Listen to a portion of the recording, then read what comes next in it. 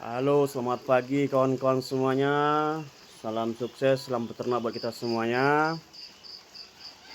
Ini rutinitas kita setiap pagi, pemberian pakan. Dan alhamdulillah teman-teman, untuk stok pakan kita satu minggu udah ready. Alhamdulillah.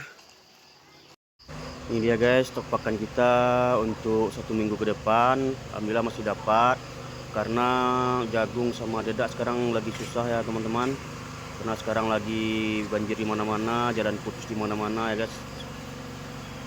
Semoga untuk bahan pakan kita untuk seminggu ke depan lagi kita masih dapat jagung dan dedak ya guys. Dan semoga untuk daerah kampung kita Sumatera Barat semoga membaik, segera dijauhkan di segala musibah bencana.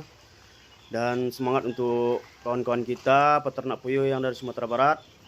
Semangat, salam sukses buat kita semuanya, mantap.